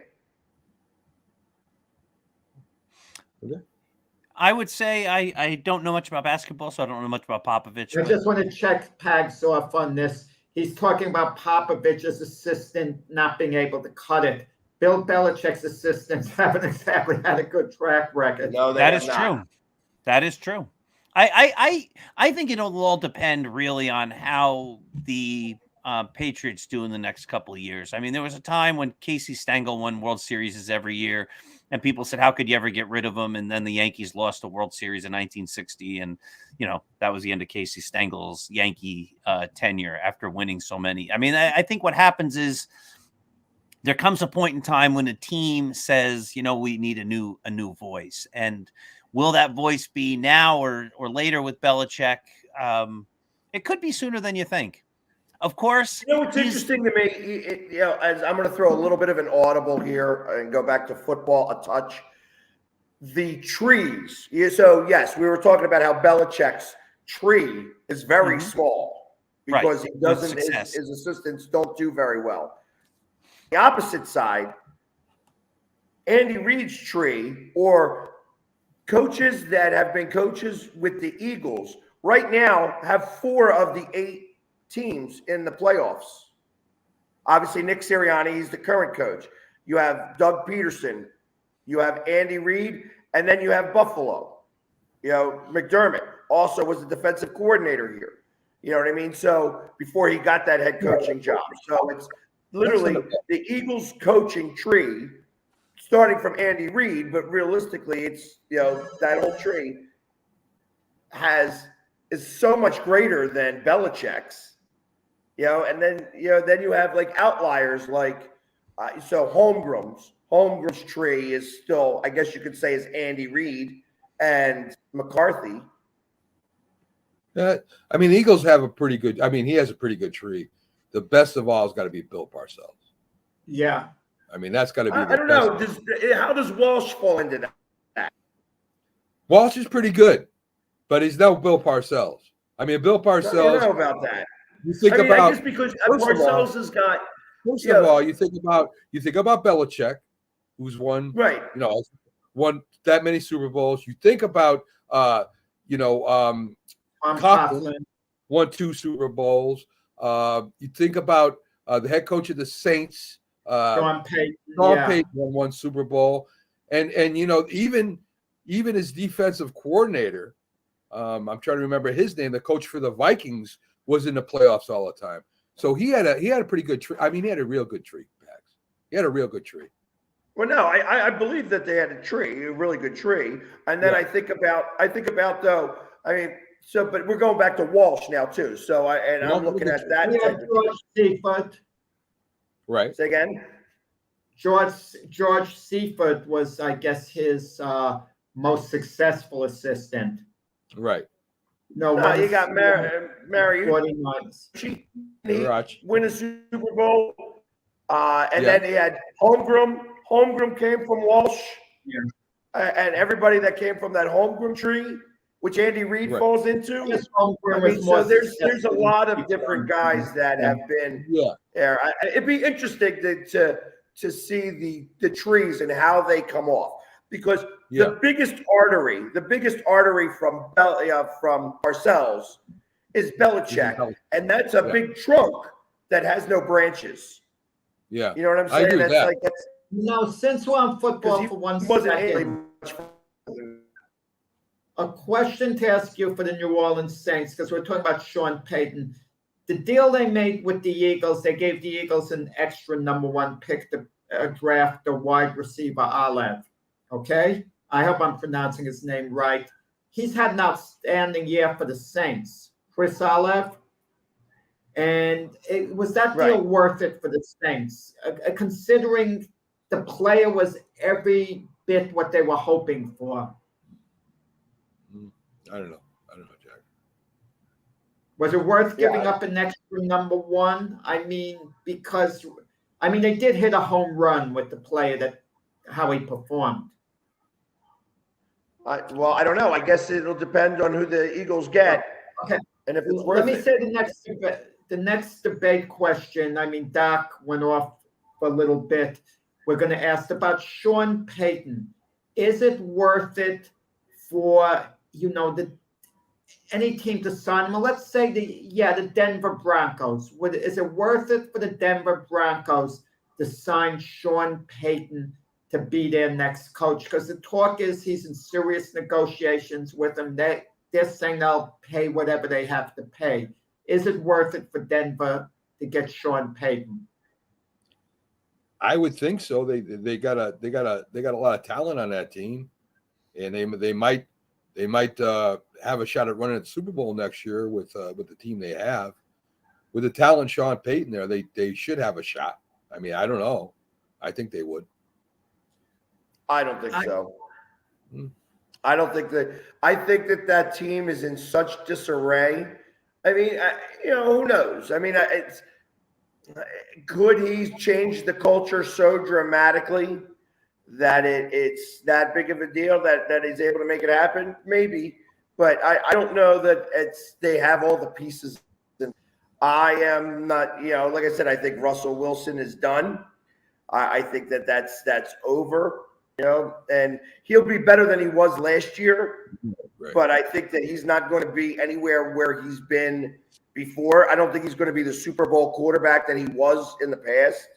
And I think because of that, that's going to be the biggest hindrance on Sean Payton. Sean Payton knows he needs a quarterback, and I don't know that Russell Wilson is the guy that I'd want to attach my horse to.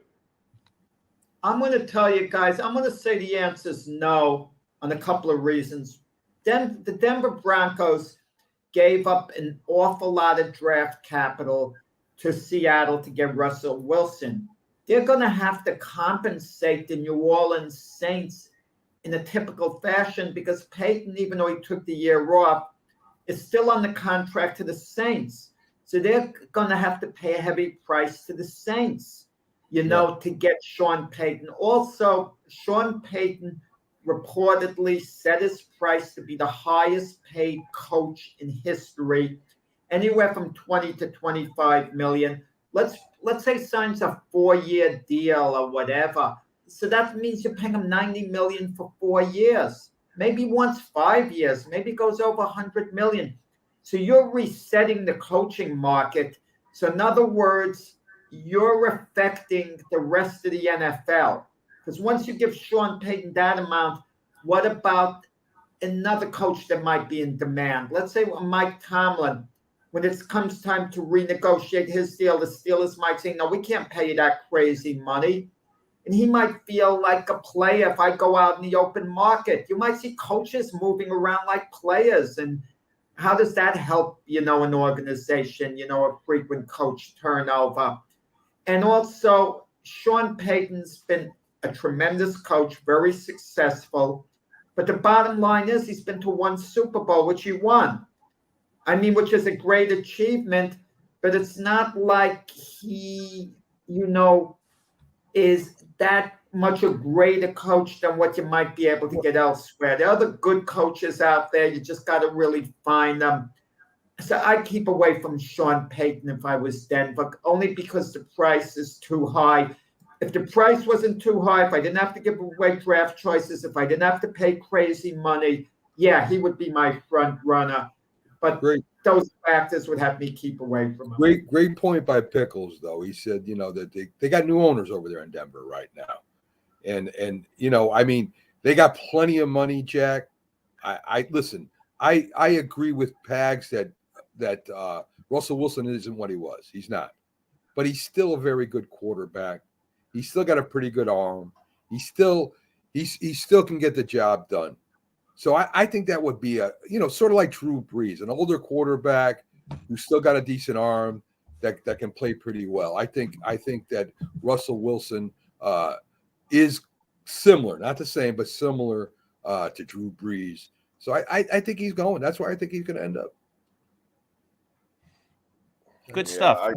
Did we do the Tom Brady question while I took a step out? No. All right. So I'm just going to respond here. We were talking about coaches and leaving and stuff. And Captain Jack said, dude, Bill Mazeroski walked the Yankees off in 1960. The old professor wasn't at fault at all.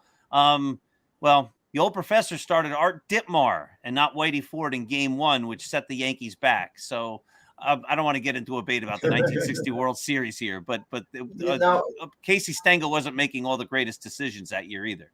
But let's talk about Tom Brady. He may be playing one more year. Where do you think the best place for Tom Brady to play will be next year? We'll go around the horn. We'll go Pags, Jack, and then Mac. Pags, go. The XFL. Could be. All right. What do you think, Mac? Listen, I think the best place for him to go would be the booth. Get out of football while you still can, while you still aren't banged up, while you can have a relationship with your girlfriend and your family. Get out of football. Just you can make millions. He's already got an offer on the table that he can get almost what he wants. I think it's with Fox. He can name his price pretty much. So, I mean, as Keith said, just walk away, get away from it as far as you can. I don't know why he would want to continue playing football after this year. Pride or something maybe, but to me that happens to a lot of players, right? You keep trying. Johnny Unitas keeps trying. Joe Namath keeps trying, and they keep losing. So I think it'd be best for him just to get out of football, period.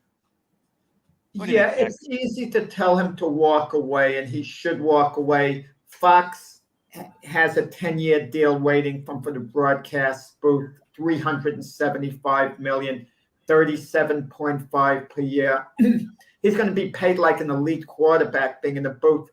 But there has to be something said about love of the game. I mean, Doc, you pitch in a league. Can you imagine you were allowed to be on a higher level?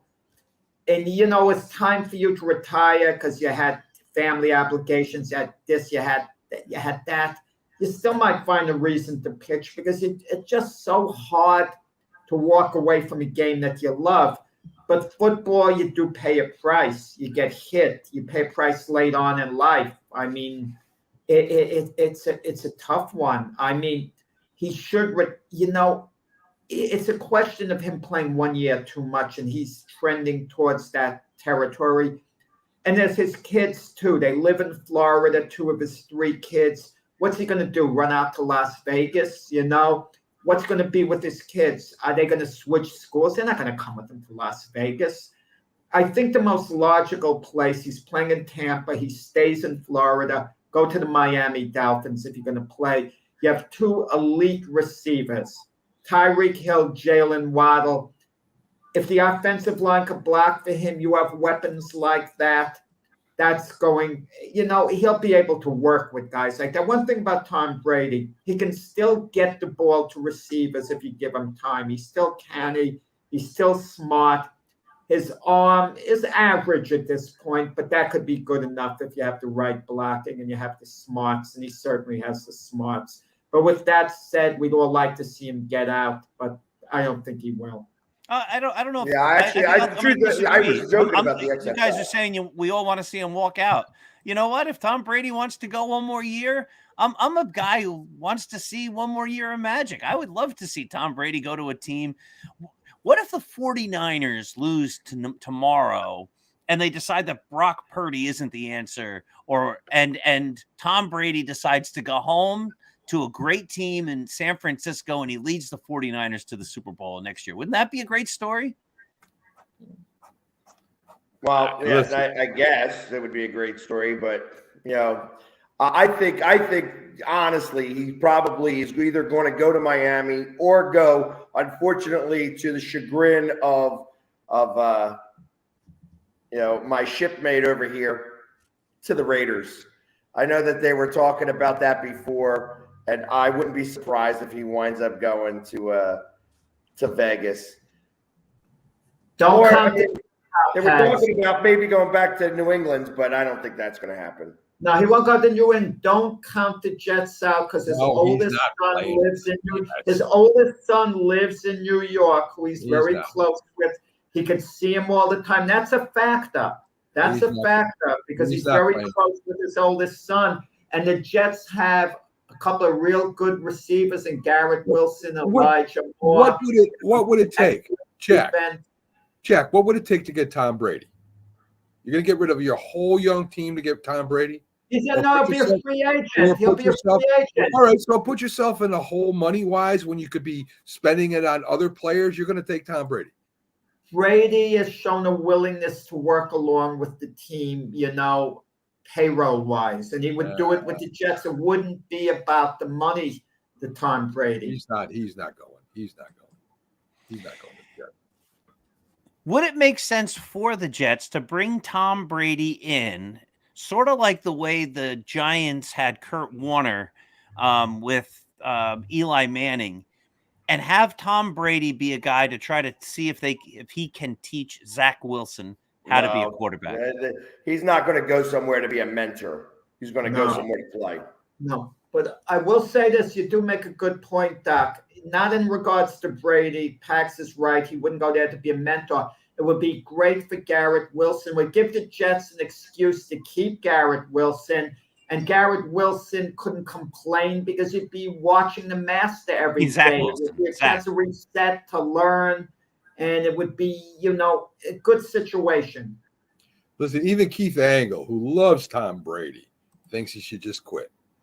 I mean, he doesn't want to see what happened to Unitas. I'll throw Joe Namath in there or Tittle. I mean, listen, this is an older guy who has lost some zip on his ball.